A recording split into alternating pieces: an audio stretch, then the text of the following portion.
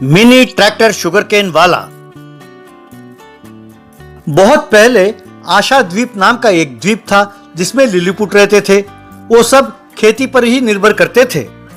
कुछ समय बाद वहां पर गन्ने के अलावा और कोई खेती नहीं होता था। इसका नतीजा ये हुआ कि वो गन्ने खाकर ही अपना गुजारा करते थे। एक दिन लिलीपुट के सरदार राणा ने सबको बुलाया। हम पिछले 1 साल से सिर्फ गन्ना खाकर जी रहे हैं। इसका नतीजा ये हुआ कि बिना पौष्टिक आहार के हम सब में काफी लोग बीमार पड़ रहे हैं। अगर कुछ दिन और यूं ही चलता रहा तो हमारे जाति का सर्वनाश होना निश्चित है। आज मैंने आप सबको यहाँ पर इसलिए बुलाया ताकि हम अपने आप को बचाने का कोई मार्ग ढूंढें। हमारे पास बहुत सारा सोना और हीरे हैं ना। अगर हम इन्हें ले जाकर इंसानों को दें तो खूब पैसे मिलेंगे। उन पैसों से उन्हीं के पास हमें जिन चीजों की जरूरत है वो सब खरीद सकते हैं। वैसे भी वो सोना और हीरा हमारे किस काम के। उपाय तो बहुत बढ़िया है, पर इंसानों के साथ व्यापार करने में बहुत खतरा है। अगर उन्हें पता चल गया कि हमारे पास हीरा और सोना है तो वो हमारे द्वीप में हमला करेंगे और हमें मार डालकर वो सब कब्जा कर लेंगे। उन्हें रोकने की ताकत हम में नहीं है। इसीलिए एक काम करते हैं, हम और ज्यादा गन्ने उगाते हैं, उन गन्नों को इंसानों को बेचते हैं और उनसे बाकी खाने के पदार्थ खरीदते हैं। ये सुनकर सब मान गए। इस तरह उन्होंने उस टापू में गन्ने उगाए। उन गन्नों को नावों में लादकर काफी दूर समुद्र में यात्रा करने लगे।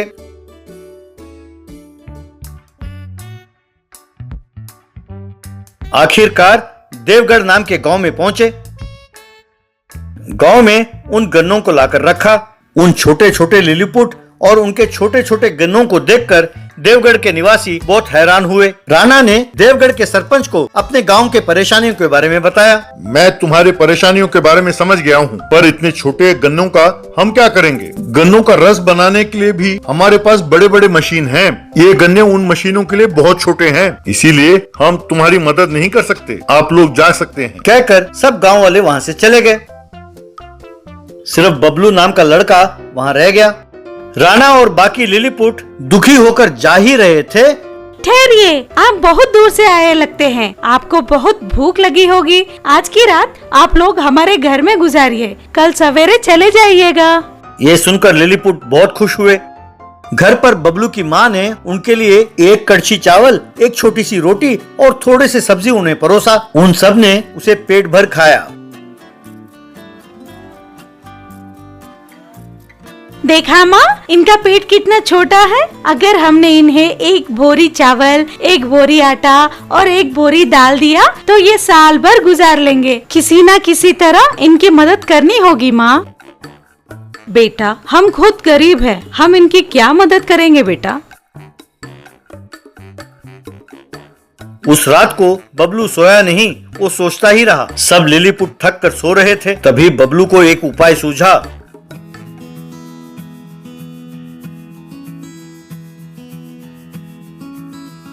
उसने तुरंत अपना ट्रैक्टर वाला खिलौना लेकर उसमें कुछ पुर्जे जोड़ने लगा। सुबह होते ही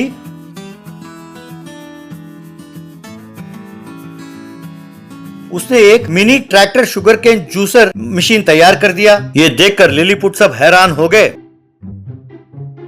तब बबलू उनसे, आपके ये छोटे गन्ने नहीं बिकने वाले, लेकिन अगर आप इनका जूस बनाएंगे वो बिक सकते हैं। आप सब 2 दिन यही रुकिए, मैं आपके लिए जिन सामानों की जरूरत होगी उसे जमा करता हूँ।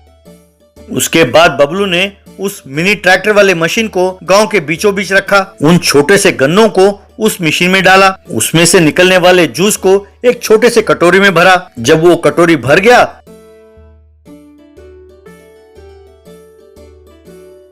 तो उसे एक ग्लास में डालकर लोगों को पिलाने लगा।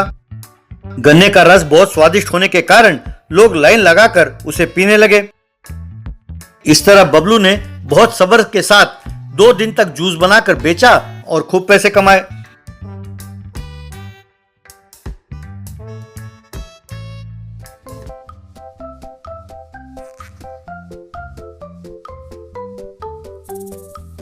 यूं मिले पैसों से उसने बहुत सारा सामान खरीदा। साथ साथ खेत के लिए खाद भी खरीदा। बबलू ने उन सामानों को और मिनी ट्रैक्टर को एक नाव में लादा और उसी नाव में लिलीपुट के साथ बैठकर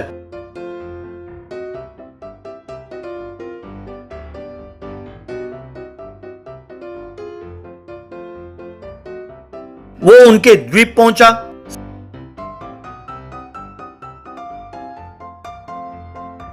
सब लिलीपुट ने उन सामानों को देखा और बहुत खुश हुए। इस खार को आपके खेत में छिड़के, आपके सारे फसल उगेंगे। इस mini tractor sugar cane machine से आप जूस बनाइए और खुशी खुशी पीजिए। मैं चलता हूँ। ठहरो बेटे, तुमने हमारी बहुत मदद की। तुमने हमारे नस्ल को नाश होने से बचा लिया। तुम माँ बेटे जो बात कर रहे थे वो हमने सुना। हम समझ गए कि तुम लोग काफी गरीब हो। तुम जैसे नेक इंसानों को तकलीफ नहीं होनी चाहिए बेटा। हमारे पास बहुत सारा सोना और हीरे हैं, वो हमारे कोई काम के नहीं हैं। तुम उन्हें ले जाओ और खुशी खुशी जिंदगी बसर करो। बबलू ने उन्हें प्रणाम किया। बबलू अपने नाव में वो सोना और हीरे भरकर ले गया। लिलीपुट ने उसे अलविदा कहा। इस तरह बबलू का परिवार बहुत धनवान बना। जब तब बबलू उस टापू पर जाता और उन लिलीपुटों को अलग अलग किस्म के व्यंजन खिलाता। यूं वो सब खुश थे। गोट हंटिंग ट्राइबल मटन। गया नाम का एक ट्राइबल गांव था। वहां के लोग बहुत भोले थे और बहुत भले थे। उस गांव में बहुत सारे विजिटर्स आते थे।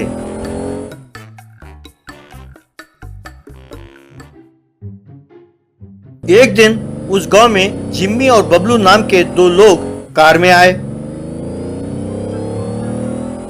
गांव में आने के बाद वहां के बकरियों को देखकर जिम्मी से बबलू, अरे यार देखा, यहाँ के बकरे एक से बढ़कर एक तगड़े हैं। अरे इसके अगले टांग के अगर मांस खाया तो बस। अरे ये क्या हिसाब है यार, अगली टांग पिछली टांग। अरे यही तो बात है, वो पिछली टांगों पर खड़ा होकर पेड़ से पत्ते तोड़कर खाता है ना, इसीलिए उसकी पिछली टांगें बहुत सख्त होती हैं, पर अगली टांगें काफी नरम होती हैं यार, बहुत ही जूसी होता है। यार तू कह रहा है तो मुंह में पानी आ रहा है। चलो एक बकरा खरीद कर उसे पका कर खाते हैं यार। अरे ट्राइबल एरिया में आकर बकरा खरीद कर खाओगे? अरे तुम मूर्ख हो। अरे ट्राइबल्स कौन होते हैं? जो बहुत भोले भाले होते हैं, उन्हें तो आराम से ठगा जा सकता है। तो तुम एक हफ्ते के लिए अपना जबान बंद रखो, तो हर दिन एक बकरा खाएंगे। तब दोनों मिलकर उन बकरियों के मालिक गिरधर के घर गए।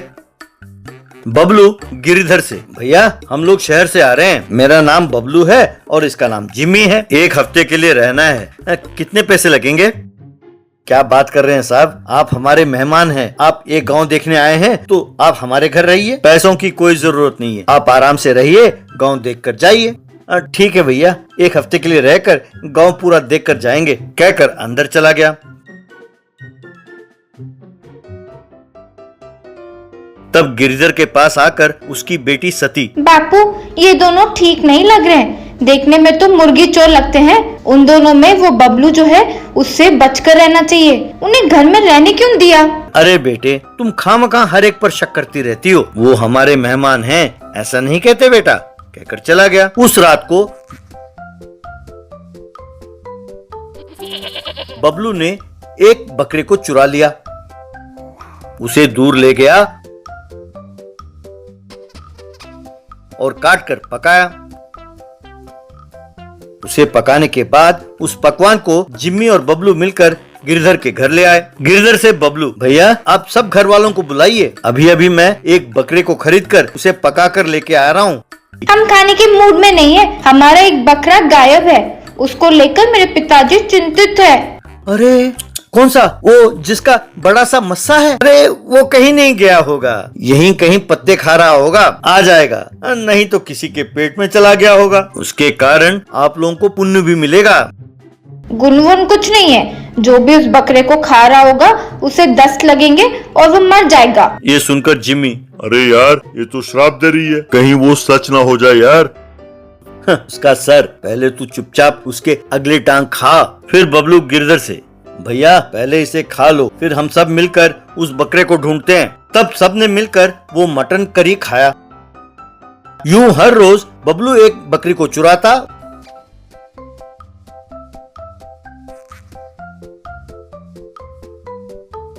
उसका मटन पकाता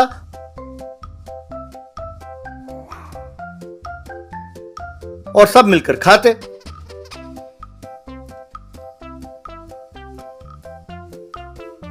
सती अपने पिताजी से, बापू मुझे तो शक है बबलू अपनी बकरियां चुरा रहा है और उसे पकाकर हमें ही खिला रहा है। उसे बांधकर 2-4 रस्सी दोगे तो वो सच उगलेगा। ना बेटे, तुम जंगल की बेटी हो, ऊपर से लड़की हो, यूं हिंसा पे ना उतर आओ बेटा। बिना सच को जाने किसी को दोषी नहीं ठहराते बेटा। बापू इतना भोलापन भी किस काम का। वो हर रोज मटन बनाकर लाता है और कहता है कि मस्से वाली बकरी, काली बकरी, गोरी बकरी। तो आपको शक नहीं होता? अब देखते जाओ, आज रात को मैं उसे रंगे हाथ पकड़ूंगी। उस रात को सती बकरियों का पहरा देने लगी। तभी जिम्मी और बबलू चोरी छिपे आकर एक बकरी को उठाकर चले गए।